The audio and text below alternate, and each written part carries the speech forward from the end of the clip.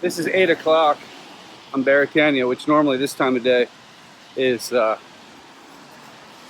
really busy.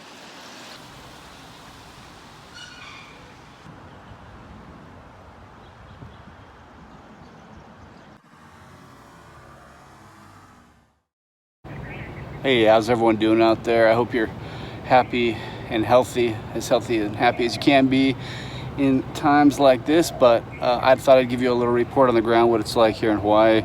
Just like everywhere else, the economy has ground to a stop. I guess we're a little unique because we're on an island.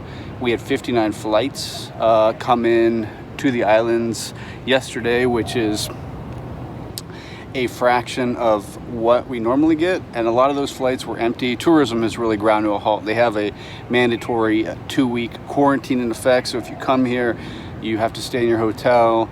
And I thought at first for 2 weeks you have to stay in your hotel for 2 weeks, and at first I thought that was going to be a toothless law because who's going to enforce it?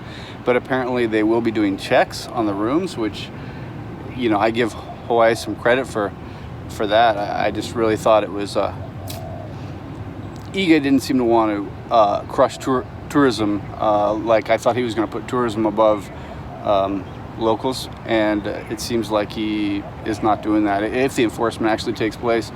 Another thing that we've seen that I'd never even really considered was that a lot of our local food distributors who have contracts with hotels, restaurants, and schools for food, since all of those are pretty much shut. You know, takeout, we have a little, the restaurants are down 70 to 90% according to reports here from, the local news. So now we have food distributors with warehouses full of food they can't sell. So they are now going direct to public. So today I'm going to go down to the warehouse district, and I'm going to try to help out and buy stuff rather than go to Costco. I think, nothing wrong with Costco at all, but if there's food here, we can get it from a local distributor.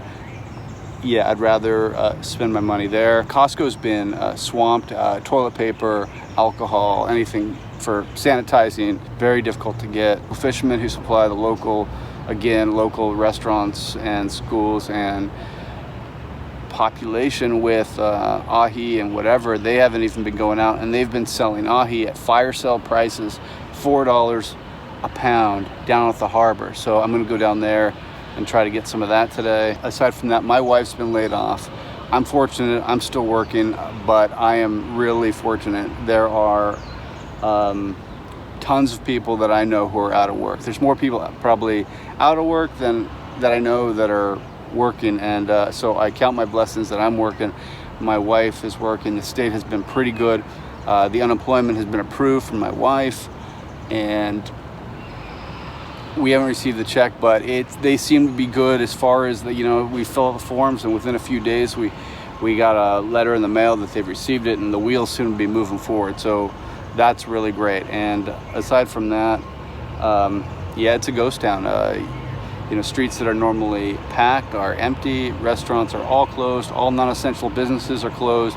I'm deemed an essential worker, so I have a special pass that was issued to me by Homeland Security that allows me on the streets even in the event of a total citywide lockdown. And one of the most telling things is that the Lieutenant Governor Josh Green has ordered Blaisdell and the convention center, which are our two biggest venues, well, aside from the Lost Stadium, they're two of our biggest venues on the island, to be possibly converted into hospitals, which could be an ominous sign of things to come, or it's just being prepared. Either way, it's kind of a reality check for everybody.